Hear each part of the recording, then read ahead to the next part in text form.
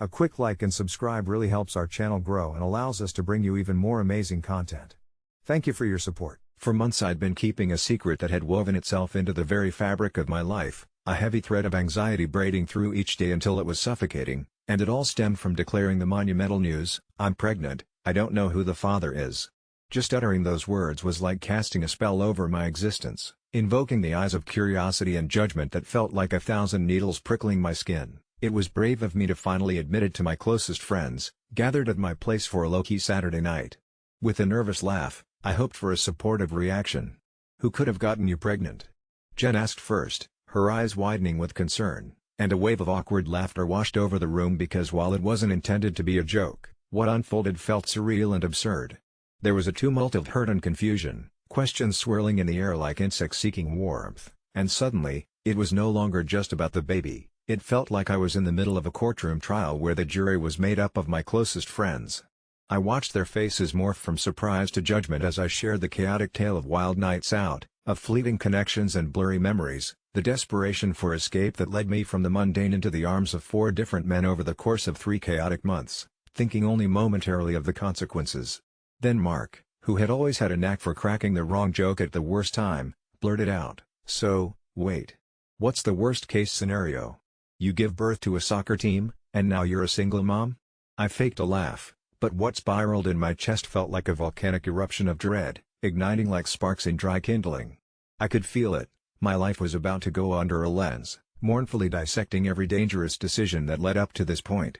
The seconds passed like hours, and then, oh, God, of course it had to be him. Steve, the least tactful of the bunch, chimed in next. "You know, if you give us a DNA test, it could potentially save on child support?" The room fell silent, air sucked out like a deflated balloon, and the bitter chill that followed wrapped itself around my spine. I wanted to scream, to shake them out of their crude humor, but instead, a surge of shame washed over me, heavier than I had imagined. I realized in that moment that the gravity of my situation hadn't registered to them. They were simply racing to find humor in my pain, clinging to the absurdity rather than grappling with the reality of my dilemma. I wanted to run, to hide from their laughter, but I was frozen in place, a statue caught in the act of despair. "It's not a joke," I finally managed to whisper, and the weight of my words shocked the group into silence once again. But it was too late, too much had already been said, the air thick with my embarrassment. Jen, sensing the awkwardness, tried to step in and salvage the moment. "Come on, guys, she needs us." But even her voice felt tentative, like she was tiptoeing on the ashes of a burned-out fire.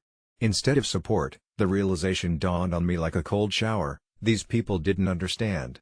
They couldn't empathize because they weren't the ones tangled in this web of uncertainty, parenting looming like a thundercloud over my head. I reached for my drink, attempting to drown the humiliation with a gulp, only to be confronted by Steve once more who, despite his earlier blunders, now looked surprisingly serious as he leaned in.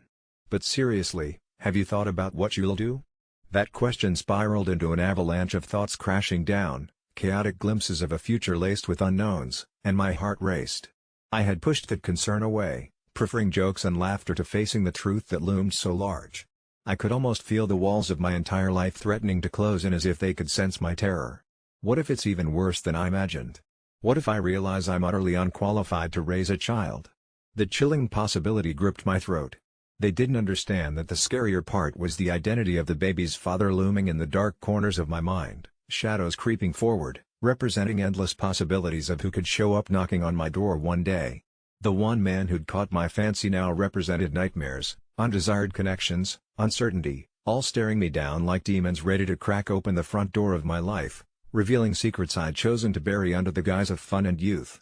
The laughter and joking continued behind me, but I grew increasingly detached, their voices fading into the distance as I slid into a panic, weighed down by the burden of losing control. As if reading my thoughts, Jen reached for my hand, squeezing it tightly, but I barely registered. In a realm of anxiety, every little gesture felt like it was happening in slow motion, and I could feel the crushing reality bubble underneath my skin, bringing with it the very real fear that perhaps one of those men was not just a fleeting quirk of my youth but was embedded so deeply into my future that I wouldn't be able to escape it. Hours later, after my friends finally left and the quiet enveloped me, I sank onto the living room floor, cradling my words, my mind swirling with the complexities of a situation that no joke could ever capture. Stripped of the bravado I had worn like armor throughout the night, I found myself grappling with the true weight of my news, realizing it went far beyond my own shame. It would affect lives, including that of a child I could be bringing into this world. And then, with the stillness of the night seeping into my soul, a dreadfully familiar thought echoed louder than the rest. Was the father among those men who'd once held me, or was someone else lingering in shadows, an unseen co-creator waiting patiently for his time to emerge?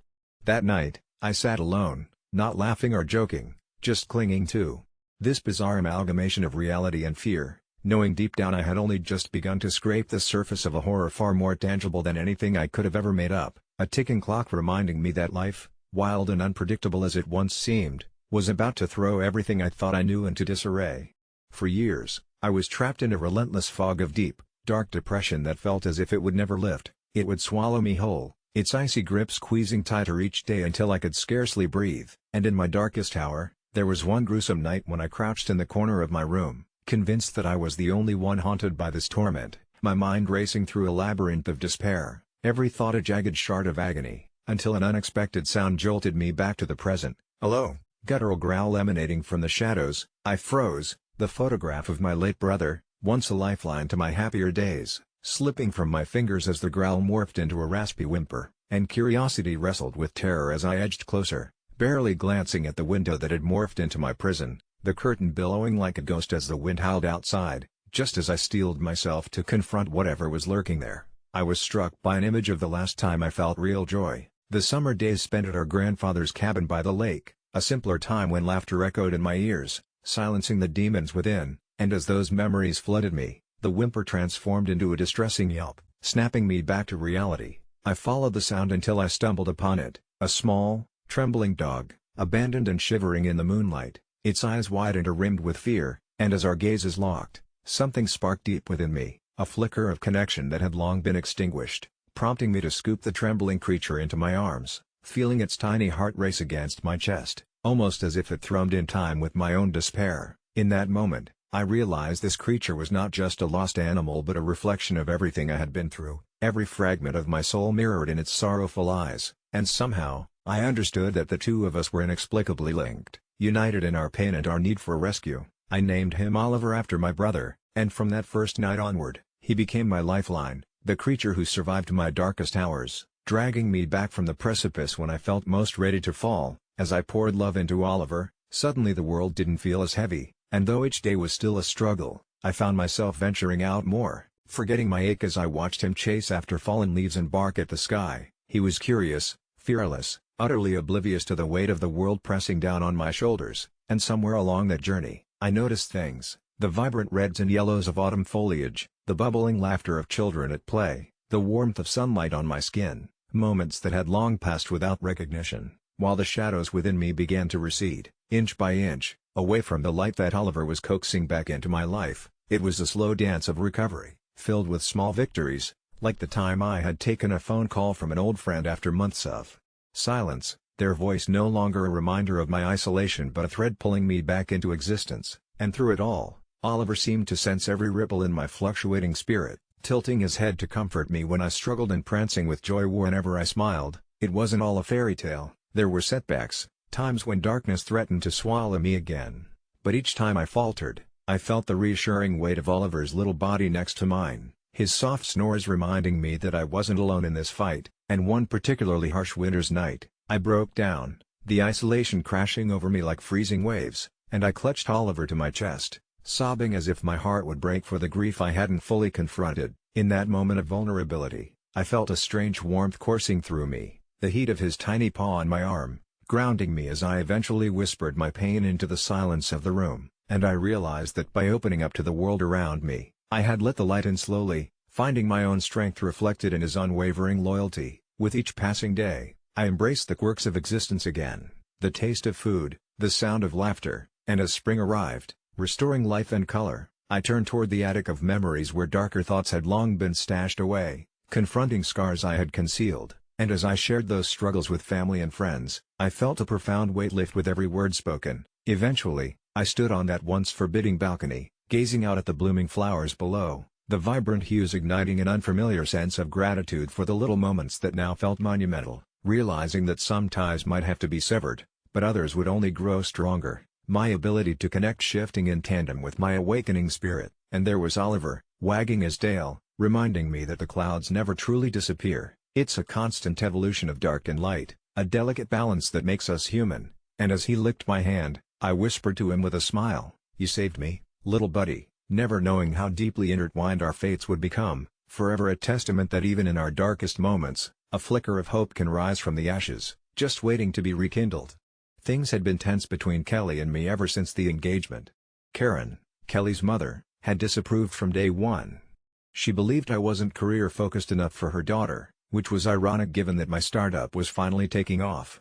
My relationship with Kelly seemed like a perfect story, college sweethearts who defied odds and family expectations to be together. But Karen's hovering presence constantly loomed over us like a storm about to break. Our engagement was supposed to be a fresh start, a chance for happiness, yet when Karen unexpectedly passed away, everything turned upside down. One night, just after dinner, Kelly asked if I would help pay for Karen's funeral. The words left me stunned. It wasn't that I couldn't afford it, the startup had its ups and downs, but I could manage. It was the principle of it. Karen had never treated me with an ounce of kindness or respect. Every holiday, every birthday, she found ways to insult me in ways that Kelly always seemed to dismiss as her stress talking. Despite all this, I had tried to be understanding, putting on a brave face for Kelly's sake. Now, it felt like a final betrayal, a strange request from the love of my life but in some twisted shape that no longer felt loving, more like an obligation. Kelly's plea echoed around my mind, she didn't have much, and it's the least we can do. We. That word stung, as if now I were suddenly part of a collective unity that, when it came to Karen, had always been absent. I tried to reason through my conflicting feelings, muttering something about how I would think about it, knowing in my gut my answer was likely a solid no. The night stretched on with its oppressive silence. Kelly retreated to the bedroom, leaving me alone with my thoughts, the flickering light of the TV the only companion. It was then that I noticed the cold air in the room, despite the furnace working. The temperature had dipped unnaturally, sending a shiver twisting up my spine. The pictures on the walls, their occupants staring vacantly, deepened the unease that danced along my conscious mind. Just as I dismissed it as nothing more than a freak draft, the light flickered once more before plunging the room into darkness. A power outage? Yet it felt more personal, somehow. The atmosphere grew heavy, pressing against my temples as my own heartbeat filled the silence. Fumbling for the flashlight on the coffee table, I called out to Kelly, but she didn't respond. The feeble beam cut through the dark, casting long shadows that seemed to quiver with life. As my eyes adjusted, I saw her, Karen, or at least something that wore her face. She stood by the window, illuminated by the ambient glow of the streetlights filtering in. Her expression was twisted in hatred, every part of her resonating the disdain she'd shown in life but now magnified, amplified.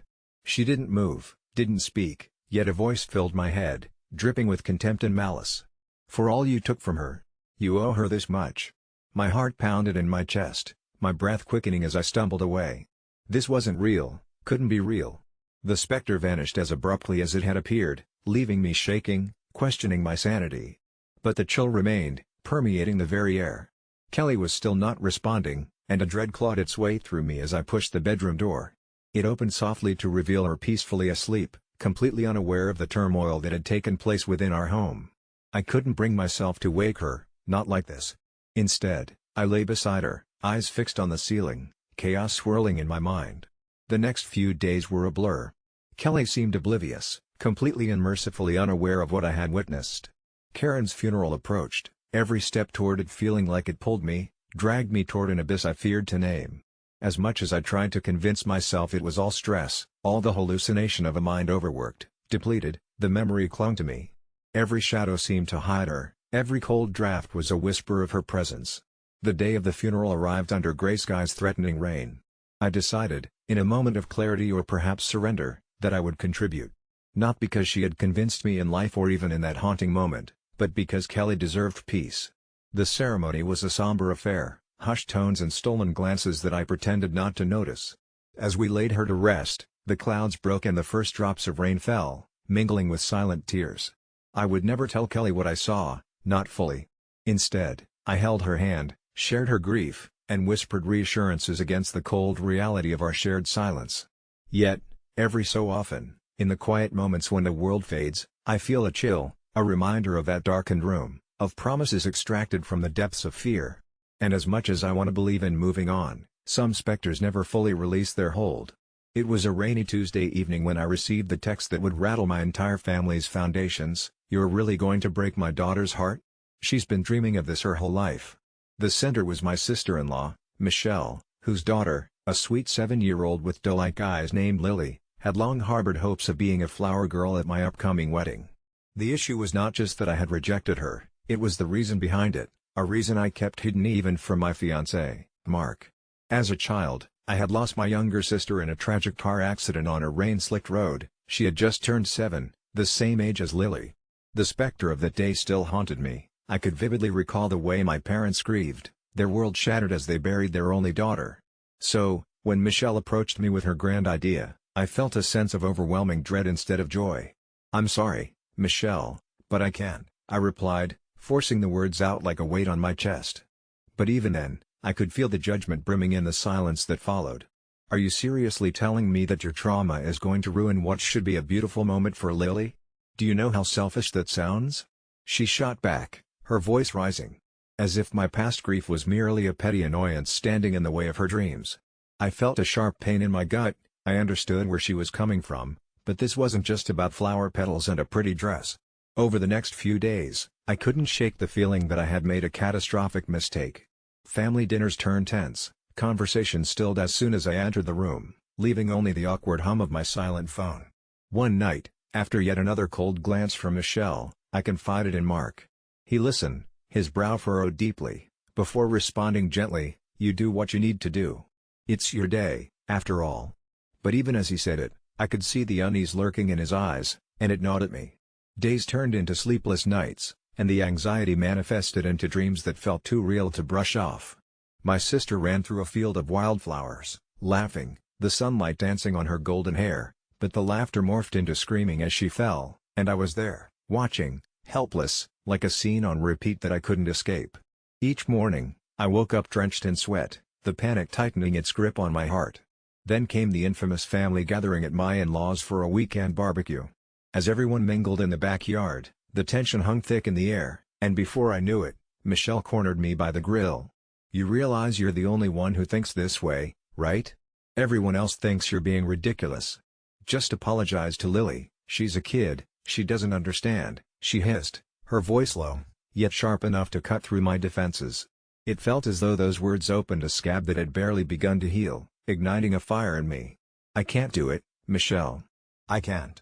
Watch another little girl take a stroll down an aisle that will always remind me of what I lost," I snapped back, surprised at my own vehemence. The air turned cold, and she blinked, shocked, before a twisted smile crept onto her face. "So, it's true then? You're putting your grief over my daughter's happiness. Congratulations, you've just become the villain of this story." And just like that, I was reduced to a character in a tale I never wanted to star in. I could see it now. My life boiled down to a Reddit post titled "AITA for rejecting my Belle's child being a flower girl." I spent the evening replaying the conversation in my mind, feeling an unsettling mix of shame and clarity, but when I caught the eye of my soon-to-be mother-in-law, her disapproving glare only cemented my role further as the scapegoat. That night, despite Mark's protests, I posted on Reddit, "AITA for saying no to my Bill's daughter as flower girl? Lost my sister as a kid and just can't help but feel it would hurt too much." I anxiously stared at the screen, waiting for the flood of opinions, half hoping to be seen as the misunderstood soul while simultaneously dreading the judgment. Within hours, I was inundated with responses, some empathetic, some harsh, with the most popular comment reading, "You're grieving an entire life, but you shouldn't let that rob another little girl of her joy. You're being an asshole." That hurt more than I could say, the absolute shattering of the already fragile wall of my defenses. I sat there, tears slipping silently down my cheeks as the comments piled up like stones, weighing me down. Days passed, and every time I opened the app, my heart ached with the weight of judgment. The wedding day arrived, and the sky wept in tune with my heart. As I stood at the altar, dressed in white, my knees weak and my hands clammy, each moment felt like a tightrope walk over an abyss. I missed my sister in every sense, and even though my grief echoed loudly, I was determined to not let it rob me of this day.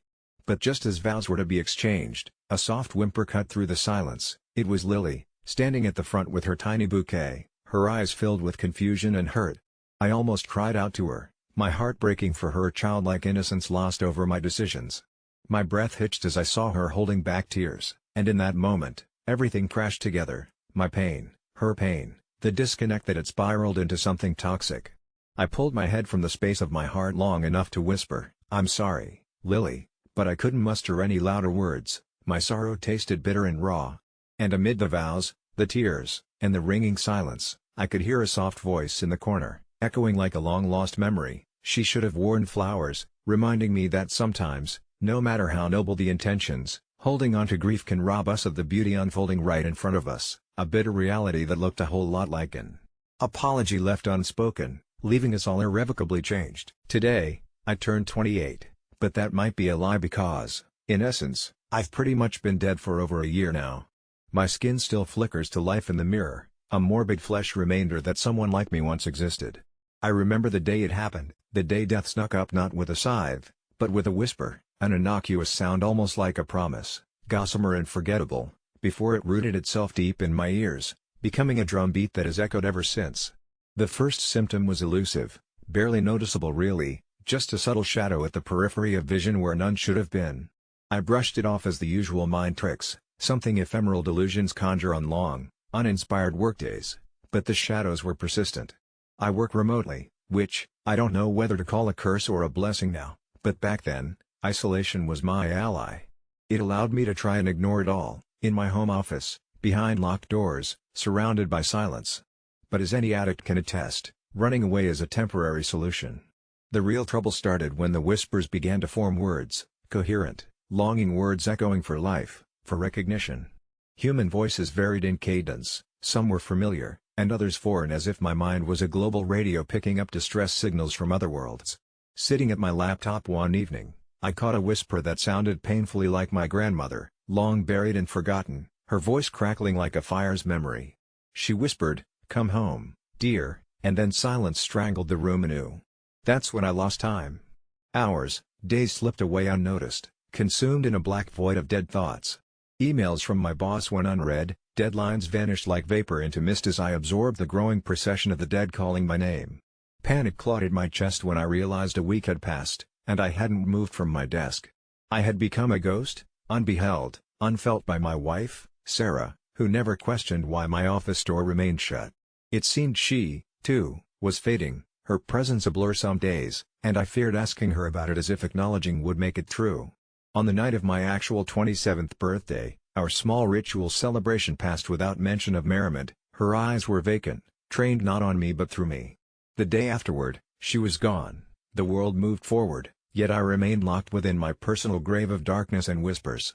Days turned into thunderous nights as the whispers grew into sing-song chants, relentless and escalating. I don't remember at what point I started responding to them, maybe out of madness, maybe through an unwelcome curiosity. "What do you want?" I begged my accusers, my own corrupted echoes thrown back at me. "To see you become," they serenaded, in riddled tongues I should not understand. In those fractured moments of dialogue, my computer screen blinked, cloaked in static like an inverted portal, the whispering now digitalized into binary volleys. Each wave a tangle of zeros and ones forming chilling instructions to follow.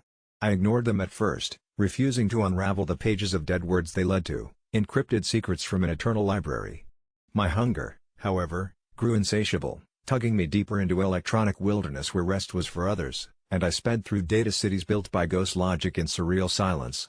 It's difficult to articulate when true reality detached, whether I drifted into sleep or simply existed in a new state of waiting. Finally, one day the whispers stopped altogether, replaced by an unyielding silence. Time slowed to a harrowing crawl, and that's when I knew, it was inevitable. I had been claimed. Somewhere in my chest, a cold steadiness thudded, each heartbeat growing softer. I became inexplicably aware of my own mortality, while paradoxically knowing it had already slipped through my fingers.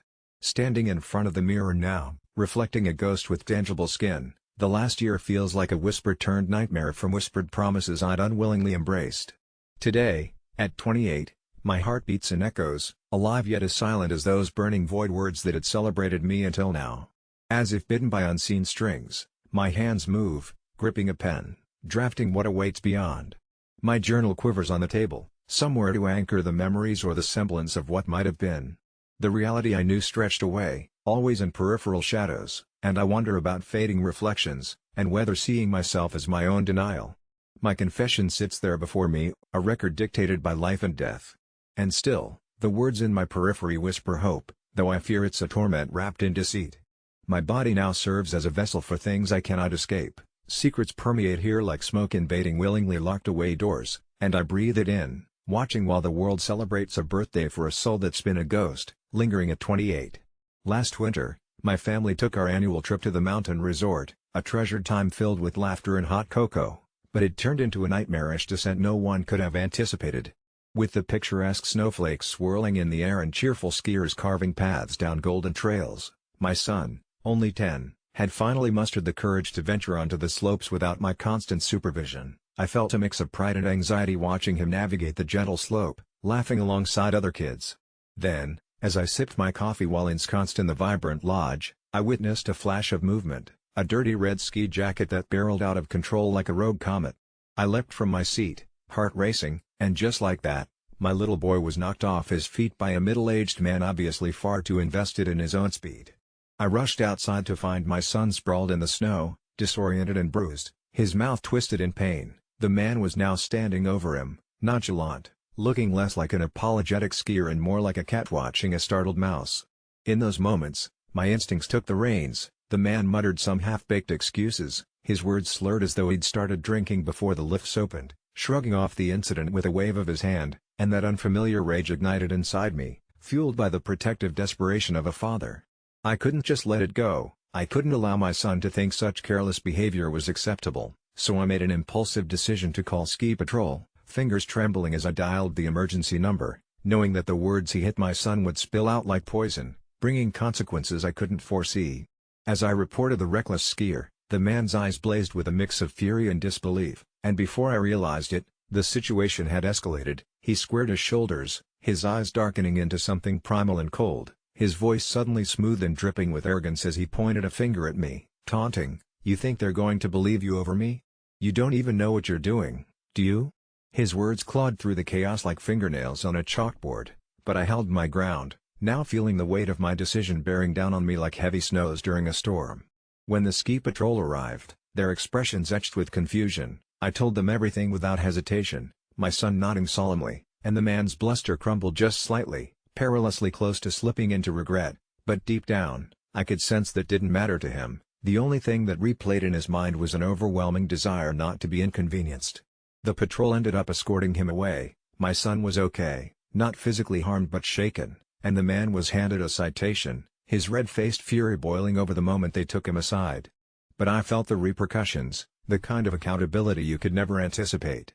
Days turned to weeks, and after the dust settled, anonymous messages began surfacing, each more insidious than the last. "AITA for ruining another man's life?" echoed through my mind, dark letters haunting my waking hours. The first message was on social media, anonymous threats creeping in like shadows, taunting me, "Hope you're proud of casting your son in the role of the victim while you tear a man apart," and the fear wormed its way into my chest because somehow, the backlash was now at my door. The man had followers, a whole legion of defenders who raged against my perceived injustice. I brushed it off at first, but slowly, those messages multiplied, picking apart every moment of that day, every detail that cast doubt on my sincerity, attempting to portray me as a villain cloaked in fatherly intentions. It became hauntingly clear that the innocent hike we'd envisioned had turned into a complete upheaval of safety and sanity. My son no longer wanted to ski, terrified to step foot on the very slopes he once loved. My nights filled with anxiety, pacing the house until dawn while my son lay asleep. I dreaded the thought of what repercussions would play out next. When the doorbell rang at 2 in the morning, I felt my heart drop cold and heavy as I realized it was the man, his entire demeanor of an air of calm cloaked over barely contained rage. "You think I would let this go? You've turned your son against me," he spat out, leaning into the darkness.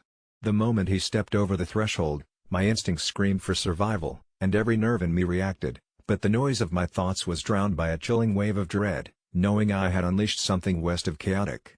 I wasn't shaking just out of fear, I was shaking because deep inside, I feared that maybe I had become the real monster in this story, no longer the protector of my child but a catalyst for the storm that threatened to swallow everything. He leaned forward, and in that moment, his devilish grin was terrifyingly close. Behind him loomed the shadows of what was about to happen, And all I could think as I grasped for the emergency phone was that I might have unwittingly opened Pandora's box, unleashing consequences that could never be taken back. When I was 17, I thought I had seen it all, or at least enough to feel jaded about the world, but nothing could prepare me for the summer night 3 years ago when I witnessed something so NSFW in public that it left an imprint on my memory that to this day, I can't shake off. It all started innocently enough. I was hanging out with a couple of friends in the park, our laughter echoing in the stillness, the distant sounds of cicadas providing a serenade as dusk sank deeper into night. The park was a patchwork of shadows and the occasional flicker of a streetlight, offering just enough illumination for us to navigate our way toward the small clearing where bonfires sometimes sparked youth-driven debauchery. We had decided to stick to canned sodas and chips, not wanting to deal with parents' wrath over any questionable choices, but as we wandered deeper, we stumbled upon a different kind of gathering. Small clusters of people congregated in little pockets of light, each seeming to be lost in their own party. Curiosity led us to a gently sloping hill overlooking a secluded section where the glow of flickering candles seemed to pulse with a strange allure. What we hadn't anticipated was that our innocent exploration would plunge us headlong into an adult tableau of reckless abandon. From my vantage point, I could see a couple, clearly intoxicated, swaying as they danced under the ill-defined direction of rhythmic music spilling out of a nearby speaker. They were lost in each other, oblivious to everyone around them until they weren't, the girl's laughter rising up as the boy pulled her closer. But things took a turn when they began to kiss with a ferocity that felt like it might ignite the very air around them. I remember exchanging glances with my friends, half excited, half horrified, as the realization dawned on us that we were about to witness something deeply NSFW. The atmosphere danced with heat, a mix of alcohol and what I could only describe as youthful desire, and then, without warning, one thing became too apparent: they weren't just dancing anymore, and privacy faded into a forgotten concept. My heart raced as I watched through the veil of trees, paralyzed by a blend of shock and morbid fascination as their hands roamed freely, ignited by an uninhibited passion that seemed nearly contagious. There was something undeniably thrilling about this audacity, and yet a chilling dread crawled into my stomach. It felt wrong somehow, an invasion of intimacy meant for a different time and place. My friends began to giggle, an awkward energy rippling through us, unsure of whether to look away or lean closer. Just then, another figure emerged from the darkness. A woman in a long flowing dress approached the couple, her movements ethereal, almost otherworldly. She was beautiful in a way that seemed almost supernatural, her long hair flowing like spilled ink against the backdrop of flickering lights. I leaned closer, drawn to her aura. She was offsetting, yet captivating. She wandered through the throng with a purpose, her presence commanding attention as she stepped into their space, undeterred by the raucousness that surrounded us. The couple, intoxicated both by drink and desire, finally noticed her, and what followed was surreal. Without a hint of hesitation, they invited her into their embrace as though they had known her forever. What unfolded next felt like a fever dream. They began to move as one, three bodies entwined under the yawning sky, limbs embracing the chaos as they shed the last slivers of decorum. My friends and I were silent now, the weight of our shock heavy in the air, as they pulled one another to the ground beneath them. The girl's gasps seemed to punctuate the night, and I felt the world slip away, drifting into an unreal sense of voyeurism that none of us had bargained for. But as the trio's movements grew frantic, what had felt like wild spontaneity took on a darker tone. The woman's laughter changed, an unsettling quality weaving through it, an echo of something that made the hair on the back of my neck stand on end. I could see it in the way she moved, fluid yet slightly predatory, like a ghost flitting through shadows, and I felt a chill creep under my skin as I understood this was no mere flirtation. As we watched, it became increasingly clear that she was not just part of their twisted game, she was the conductor of a symphony tuned to fear and longing. I remember the sound, guttural breaths and moans mingling with the whispers of the trees, creating a tapestry woven of intoxicating danger. Suddenly, she paused, her gaze darting to our direction, and we froze, paralyzed by her piercing stare. In that instant, I felt a connection, a recognition that she saw us. Her smile was wide but unnerving, a Cheshire grin that seemed to promise unspeakable things lurking beneath that beautiful exterior. My heart crashed in my chest as I instinctively took a step back, urging my friends to follow suit, but it was too late. The moment we moved, she turned back to the couple, an almost predatory glee dancing in her features, as if our fear fueled her. The next few moments unraveled as if time became fluid. Without warning, she lunged, and the madness that ensued was nothing short of chaos. In an instant, screams replaced moans, and the couple scrambled to their feet, confusion etched on their faces. My friends and I turned on our heels and ran, adrenaline surging as we dashed back to the safety of the trees, the muffled gasps of disbelief ringing behind us, playing a dissonant tune against my racing heart. I only dared to look back once, and what I saw etched itself into my mind: the woman, standing tall like a specter, the couple frantically retreating from her grasp. Shadows swallowed them one after another as the darkness enveloped them whole. I don't know how far we ran before collapsing onto a patch of grass, breathless and trembling, the echoes of what we'd witnessed pressing down hard on my chest. We spent the rest of the night in a frenzy of hushed conversations, a pact forged in horror as we shared our disbelief, each detail morphing into a nightmarish caricature of what we thought we'd understood. Since that night, I've tried to convince myself it was just a fluke, a bizarre event distorting our reality, something bound to happen when alcohol blended with youth and freedom. Yet embrace that notion at my core was the gnawing understanding that some wild things are drawn toward public spaces, shadows lurking between the intoxicating glimmers of life. I haven't returned to that park, nor have I revisited the friends who were with me. I can't help but feel like the woman is still watching, her smile evoking promises and dark allure intertwined, challenging me to look back and remember the dance beneath the stars, the thrill that smelled faintly of danger, and the haunting reminder that some sights are better left unseen. When I first heard my sister-in-law's decision to name her newborn son something that could easily confuse even the most seasoned linguist, I remember the way my heart sank, not out of disdain but out of concern. The name was an intricate blend of characters from her family's native language, twisted into an assortment of letters that held no meaning here in America. And so, during our usual family gathering, as my nephew's 10-month-old chuckles echoed across the living room between the birthday balloons and leftover frosting, I took a breath, weighed the potential fallout, and asked her if she'd considered letting him use a more straightforward American name. It was a simple suggestion, one born from a place of love and long-term foresight. I imagined the endless frustrations my nephew would face as he grew, a child with a name so difficult that classmates would laugh, teachers would mispronounce it, and forms would never be filled out correctly. My sister-in-law's face shifted from surprise to pure indignation. She fired back, claiming that a name holds a history and a culture, and who was I to strip him of that? I didn't argue, I merely pointed out that this wasn't about erasing his heritage, it was about gifting him the opportunity to float through life without the relentless burden of spelling out his name every time he met someone new, without having to watch the confusion wash over people's faces as they stumbled over syllables. But she was having none of it, the tension spiraled, and in a sudden burst, I found myself labeled the asshole when the family took her side, supporting her deep-rooted ties blinking brightly against my softer, practical vision. She emphasized that this wasn't simply a name, it was a bridge between generations, a cherished piece of her ancestry, unyielding to modern whims. For a few days, I sat with a heavy heart, the echoes of our argument replaying in vivid detail, how sometimes in cultures, love manifests through reverence of tradition, how family dynamics twist and weave into something fragile yet beautiful, and how easily I had risked shattering it with my careless words. By the end of the week, however, I thought maybe it was time to talk again. To mend what had frayed, I envisioned a well-structured apology, the kind that might encapsulate understanding and a mutual desire to meet halfway, reminding her of how much I adored that little boy. When I called, ready to reconnect, my sister-in-law answered, her voice halting, muted. She told me about her evening, a terrifying experience where she and my brother had ventured to a neighborhood they were unfamiliar with. It had been dusk, the sun settling into an underbelly of deep purple when their car broke down, stranded in an eerie silence with shadows stretching like sinister fingers. They decided to walk to the nearest store, an act of desperation, but as they turned the corner, she recalled the frigid chill that settled on her skin.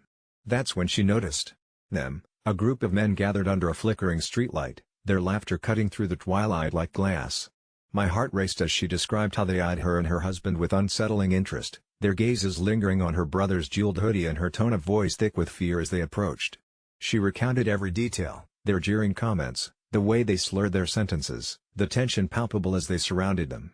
In that moment, I realized her sacred tether to tradition felt like an echoing cry for protection, that by naming her son something they could pronounce, she believed it could shield him from prejudice, give him an airbrushed identity that would deflect harsh scrutiny and cruel ridicule. But then, something unexpected happened. She whispered a name, the name she and my brother had contemplated in secret, an American twist to his name, a compromise that would soothe her heart and strengthen my brother's resolve. Suddenly, ancient familial ties took on a modern hue, blending cultures instead of being at war with them. What should have created a rift spun into a connection, a reassurance that in this tumultuous world, names hold more than just meaning, they carry the weight of values, hopes, and fears. It brought us to a moment where we could choose to empathize rather than just stand at the battleground of opinions. I couldn't help but feel a swell of pride as I realized the powerful truth behind her words, that the name they ultimately picked would be a testament to resilience, strength, and the melding of two worlds, a reminder that we're not just rooting for our identities individually but forging new paths that intertwine, that carry echoes of our past while still reaching for a future where my nephew could be whoever he wanted to be without the complex burden of divided heritage. In that sudden clarity, I became aware of how fragile these conversations are, how easily misunderstanding can gnaw at the edges of relationships, fracturing the love that defines them. So, no, I do not wish to be the asshole, but rather a bridge, a listener, someone who opens doors to discourse rather than shuts them to judgment. Names can matter, oh they do matter, but so does family, especially when the world feels intent on tearing us apart. I'm not sure how to start this, so I guess I'll just dive in. My name is Jesse, and I've been deeply obsessed with my newfound transformation that I can hardly recognize myself. In fact, I'm slowly becoming a skinwalker, and the thought exhilarates me, though I understand that my excitement borders on madness. It started innocently enough, fueled by my late-night browsing of folklore on that dreaded corner of the internet where legends come alive, and each click brought me deeper into the lore of shape-shifting beings, both feared and revered. I stumbled upon a late-night forum discussing rituals and practices that promised the gift of transformation, a way to shed my skin and take on the powerful essence of something ancient, something primal, and for reasons I can't begin to explain, I felt a magnetic pull toward it. I was once an ordinary girl locked in a cubicle job, a mind-numbing grind of spreadsheets and customer complaints, but when I began dabbling in these dark arts, my life took a turn that still makes my heart race whenever I recollect it. The first step was simple, a blood offering, which at the time felt like a thrill, more like a rite of passage than a dangerous gamble, and I remember sitting cross-legged in my dimly lit apartment, the flickering flame from the candle casting long shadows on the walls as I pricked my finger and let a few drops fall into a small bowl, mixing it with earth from my backyard, thinking of nothing but freedom from my boring existence. I chanted the words I found online, feeling foolish and exhilarated, and it wasn't long after that my life began to shift. At first, it was subtle, little changes in my appetite, wild cravings that couldn't be ignored, an overwhelming urge to run, to feel the breeze against my skin at unnatural hours, exploring the secluded woods behind my home as if the trees were whispering secrets meant only for me. I felt a connection to the night I had never known before, and with each venture, my senses began to sharpen. I could hear the rustle of small creatures hidden under brush, the faintest scent of moss and damp earth, which was intoxicating in a way that wrapped me in comfort. The people around me started to notice. My coworkers mentioned I looked different, more alive, vibrant, as if I had shed my old skin and they could see the flourishing spirit inside. Yet, the moment I caught my reflection, I only saw hints of the person I once was, an inkling of the old Jesse laughing nervously at the thought of witches and monsters from children's stories. I longed to try the next part of the ritual, driven by an insatiable desire to fully embrace this wild version of myself. I found an old clearing where I could gather under the full moon, surrounded by ancient trees that felt like guardians of secrets untold, where they spoke in soft whispers and shadows danced in the moonlight, guiding me towards deeper realms. As I continued following the breadcrumbs of online lore, the rituals became darker, each demanding greater sacrifices, an animal's life, the spirit of someone who wronged me, and the more I became entangled in the mystery of skinwalking, the less I cared about ethical dilemmas or morals. One foggy night, I sat beneath that overcast sky, the moon obscured by clouds, my heart thrumming in my chest like it wanted to escape, when I made the ultimate pledge not just to don the flesh of beasts but to become one. It was exhilarating yet terrifying, a tug-of-war between two worlds. Closer to midnight, I carved symbols into the earth, chanting ancient tongues that rolled off my tongue like honey, sweet and sticky, numbing me from the horrors I was calling forth, and at that moment, something deep inside awoke, a feral instinct pushed to the surface, transforming my very essence. I could feel the earth thrumming beneath me, vibrating with energy that coursed through my veins, wrapping tighter around me like a cocoon. Days turned into nights, and with each cycle, I felt closer to shedding my human form, reveling in the fluidity of my being. During daylight, I would sometimes falter, but by nightfall, I was free, ignoring the calls of my friends who worried about my disappearance on weekends, how they didn't see me, and I let their worried tones fade into the background like a distant echo as it all felt so trivial. Trapped in human confines, people had begun to slip away from my thoughts, replaced by the silhouettes of wild creatures dancing in the margins of my sanity. I opened myself up to the things that crawled in corners of my mind, the restless spirits of those who had come before me, their whispers urging me forth, and before long, the lines of reality began to blur. I could feel every heartbeat, the pulse of life flowing around me, and in moments of enchanting clarity, I would be filled with desire, longing to hunt, to taste the life that pulsed just beyond my reach.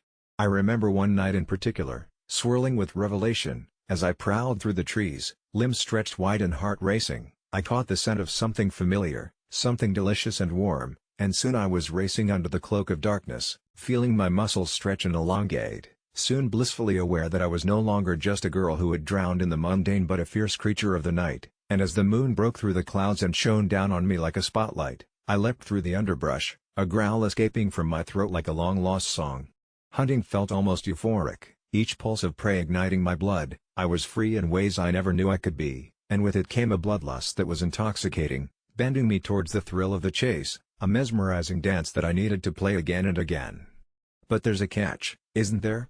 As thrilling as this transformation was, I began to notice that each time I returned to my human form, a part of me would cling desperately to that other side, and in the mirror, changes appeared.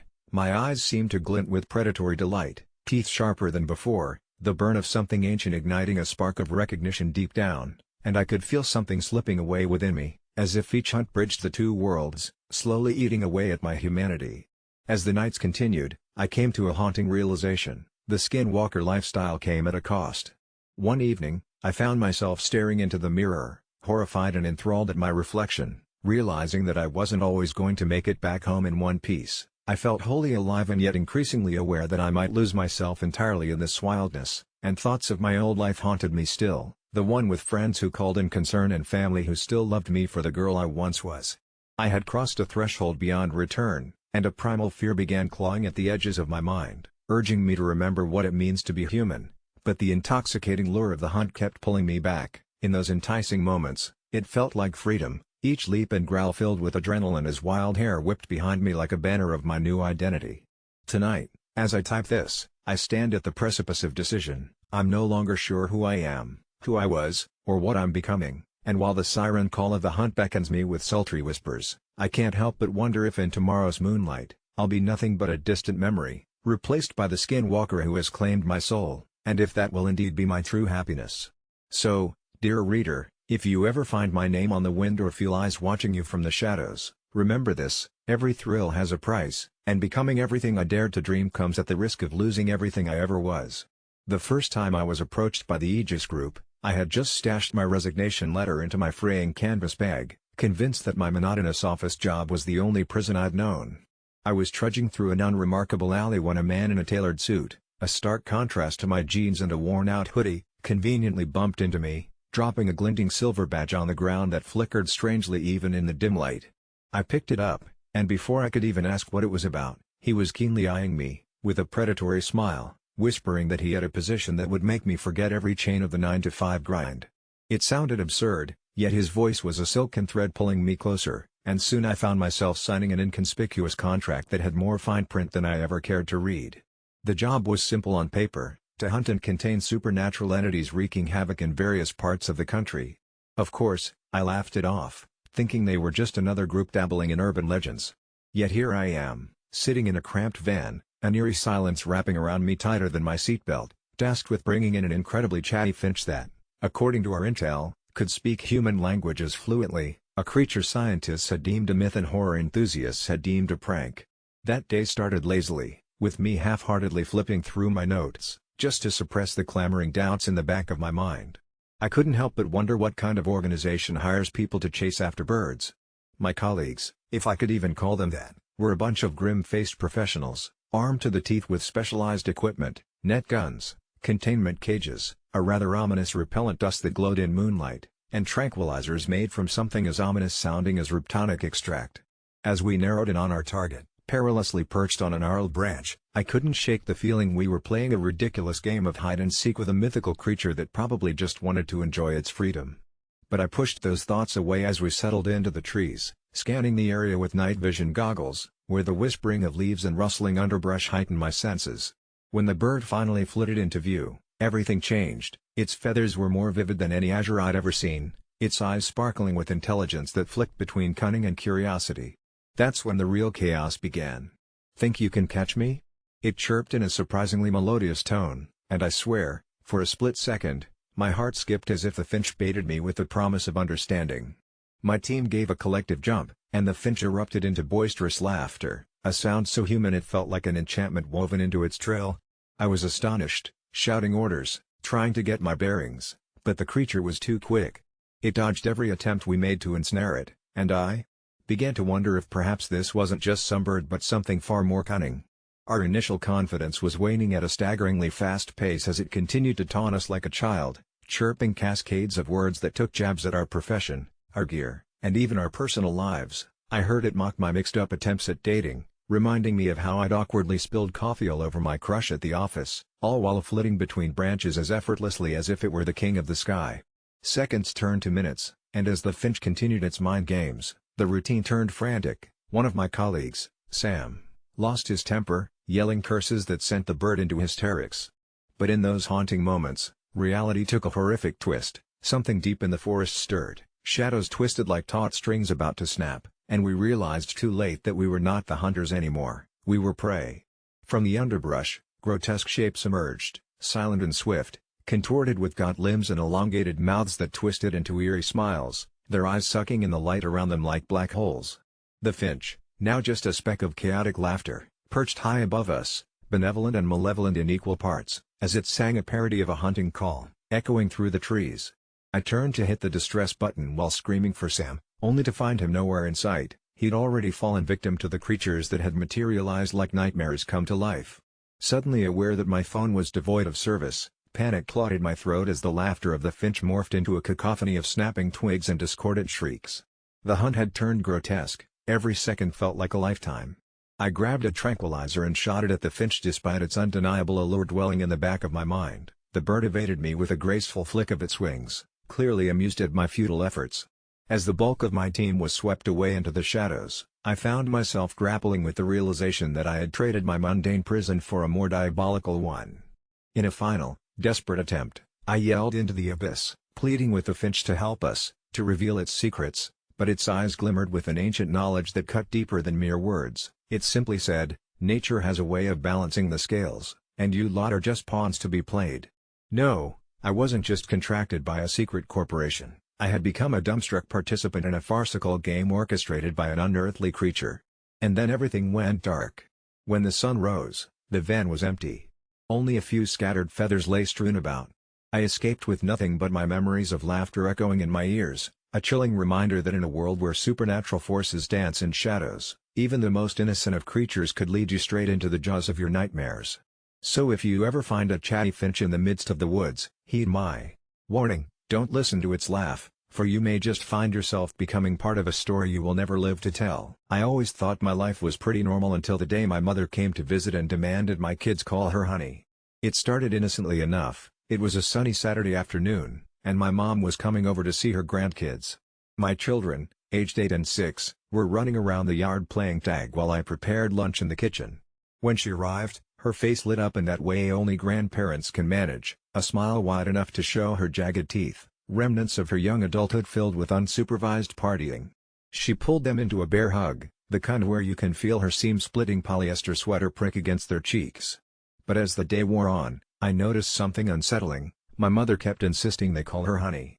At first, I thought it was just a harmless quirk, but she pressed it further during game time, using that syrupy tone that grated on my ears, as if my kids were her little minions and she was wielding some magical spell.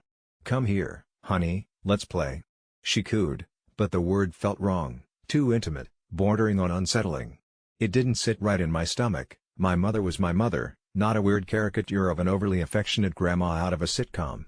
I snapped at her, "Mom, please, they can call you grandma," but that only made her puff up indignantly and launch into a tirade about how honey was more endearing, how it created a special bond. I felt my face redden, a fierce heat flooding through my veins because it was more than a name, it was an invasion of our boundaries, a violation of something sacred. That night, I tucked the kids into bed, and as I kissed them goodnight, I told them to let Grandma know that it was okay to call her Grandma, not honey. The following weekend, she returned, more persistent than ever, crouching down to their level and coaxing them with sweet treats, sugary bribes, but my little ones eyed her warily, sensing the discord in our family. When they hesitated to comply, she turned to me with narrowed eyes and an edge to her voice. "You're making them disrespect me." I felt the hairs on my neck stand, my heart thumping hard as I defended them, telling her, "I'm teaching them respect for boundaries, not disrespect."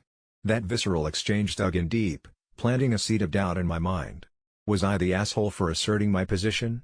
As the days turned into weeks, the tension escalated.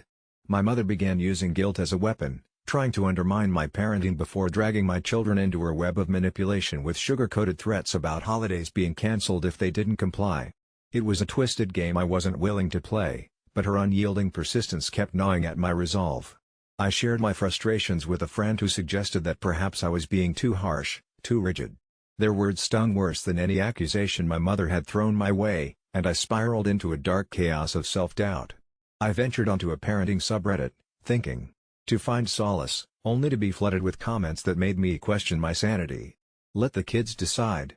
One user chortled, but my instincts screamed that this wasn't just about names, it was about control, about my mother trying to rewrite the narrative of our family. I took matters into my own hands, drawing a line she couldn't cross.